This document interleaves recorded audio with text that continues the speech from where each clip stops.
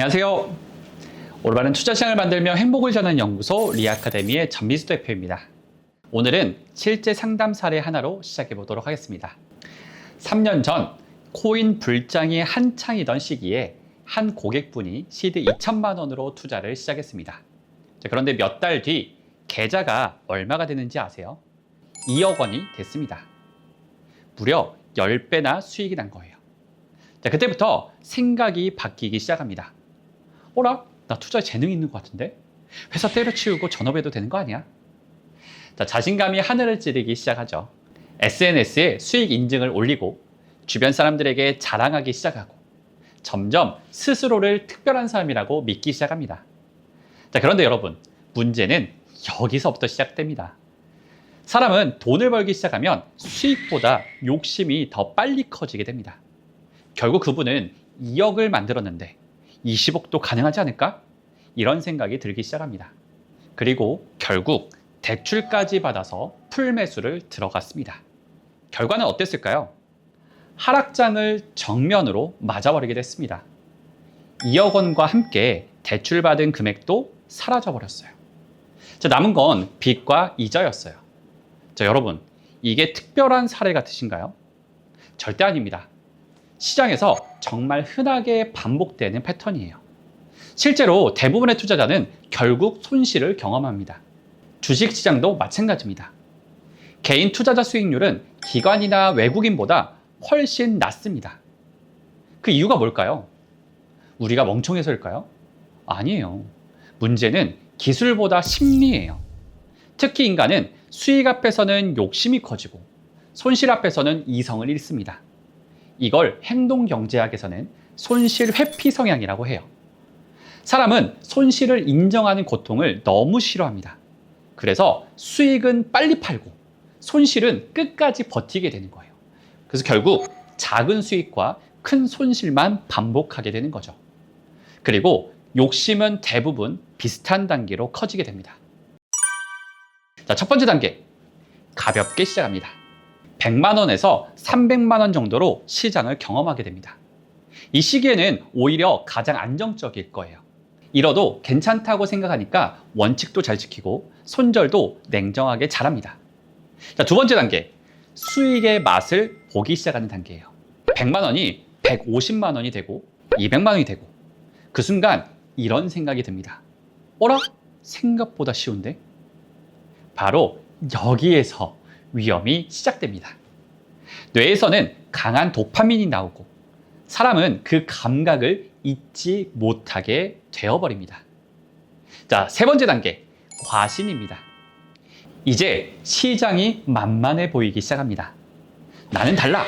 나는 감각이 있어. 이런 착각이 시작됩니다. 그리고 이때부터 투자금이 커지기 시작해요.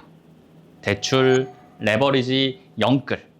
결국 미래의 돈까지 끌어다 쓰게 됩니다. 문제는 돈만 커지는 게 아니에요. 욕심도 같이 커지고 있다는 거예요.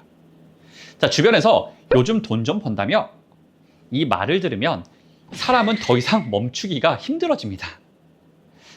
네 번째 단계, 본전에 집착하기 시작합니다. 시장이 하락하기 시작하면 계좌는 무너지기 시작하고 3천만 원이 2천만 원이 되고 1천만 원이 돼요. 그런데도 나올 수가 없습니다. 왜냐하면 머릿속엔 딱 한 생각만 남거든요. 본전만 찾자. 이때부터 투자는 끝나고 복구 게임이 시작됩니다. 남은 돈을 더 넣고 물타기를 하고 계속해서 버티기만 하는 거죠. 카지노에서 잃은 사람이 마지막 칩 하나를 붙잡고 이번 판만 이기면 돼!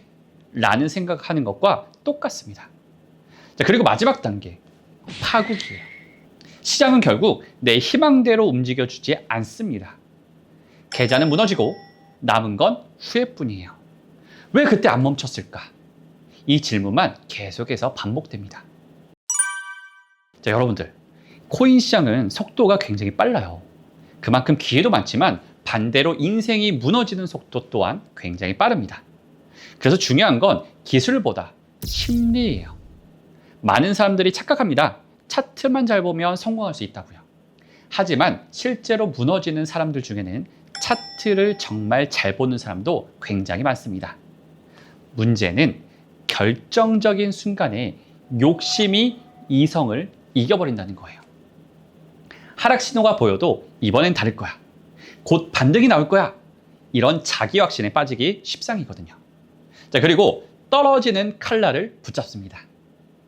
자, 이걸 행동 경제학에서는 도박사의 오류라고 부릅니다.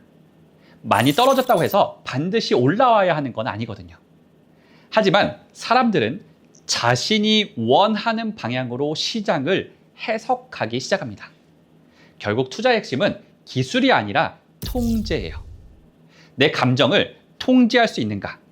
내 욕심을 제어할 수 있는가? 그게 진짜 실력입니다. 리아카데미가 기술보다 자산운용과 마인드셋을 먼저 가리키는 이유도 바로 이거예요. 아무리 빠른 슈퍼카라도 브레이크가 고장나 있으면 결국 사고가 납니다. 기술은 엔진이고 시스템은 브레이크입니다. 브레이크 없는 속도는 결국 파멸로 가게 됩니다. 그래서 우리는 앞으로 욕심을 의지가 아니라 시스템으로 통제하는 방법을 배우게 될 거예요. 자, 다음 시간에는 여러분들의 자산을 지키면서도 안정적으로 우상향시킬 수 있는 진짜 운영 시스템에 대해 이야기해 보도록 하겠습니다. 감사합니다.